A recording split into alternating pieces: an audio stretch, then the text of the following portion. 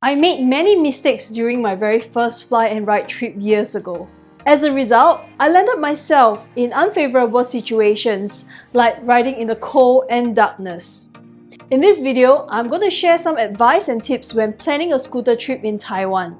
Hopefully, you don't make the same mistake as I did.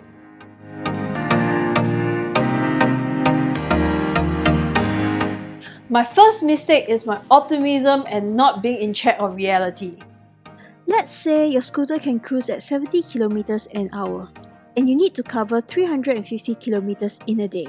350 km divided by 70 km per hour. You need just 5 hours, right? No! There are many factors that can slow you down.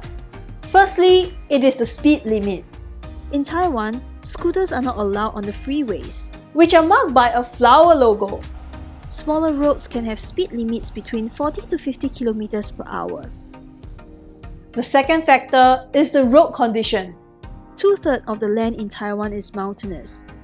Roads in the mountains tend to be windy, single lane, and vulnerable to damages from natural elements. Okay, the roads in front there is fallen rocks. We need to wait for another 15 minutes before they clear the roads. So allocate more time to ride in the mountains. In fact, some of the most beautiful roads in Taiwan are in the mountains. It may not be a bad idea to take your time there. The third factor is the traffic. If you're in big cities, avoid setting off during peak hours lest you get caught in traffic jams. Or stay in the outskirts of the cities. The fourth factor is the weather. Fog and rain can reduce visibility and thus slowing you down. The typhoon season in Taiwan is from July to September. You may want to avoid planning your ride during this period. The most popular riding routes in Taiwan are the East Coast Route, West Mountain Route, and Cross Island Route.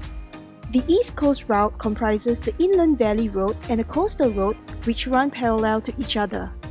On the Inland Valley Road, you'll be surrounded by paddy fields, flower gardens, mountains, and many small towns.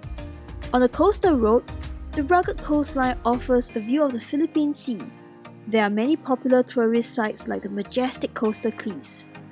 The West Mountain Route hugs the edge of Taiwan's mountainous region, right into the mountains to visit some of the most beautiful places in Taiwan, like Alishan and Sun Moon Lake. The Cross Island Route cuts across the mountainous backbone to connect the West Mountain Route and the East Coast Route. Along the way, you'll ride on the highest road in Taiwan at 3,275 meters above sea level, and also the stunning Taroko National Park. You can plan the riding loop as you desire. 1 week to cover the Northern Loop or East Coast Loop, or 2 to 3 weeks for the whole island loop. I've included more details in my blog post in the description.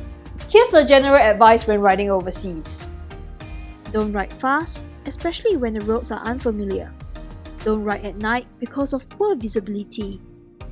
Consider the daylight hours because the sun sets early when it's near the winter season. Don't ride tired.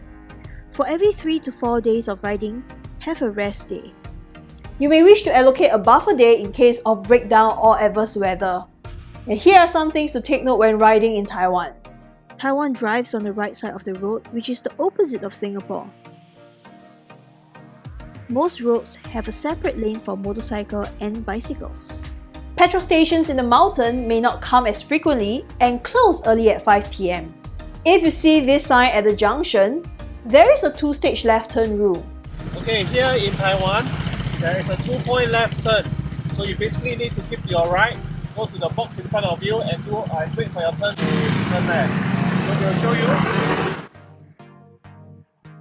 Okay, so this is the box where you need to stop when you're going to make a left turn. So there's a sign on top. When there is no 2-point left turn sign, then you can proceed to turn left straight away. I hope this video will help you plan and prepare for an epic scooter adventure in Taiwan. I've also added a link to a Taiwan scooter riding support group in the description. I would like to thank Tree, a Singapore motorcycle content creator, for the video footage of their Taiwan trip last year. You can check out the videos of their entire experience in the description below. In my next video, I'll be interviewing an amazing lady rider who toured Taiwan solo. Remember to follow the Wandering Wasp for more travel stories and tips. At the moment, we plan now and travel later.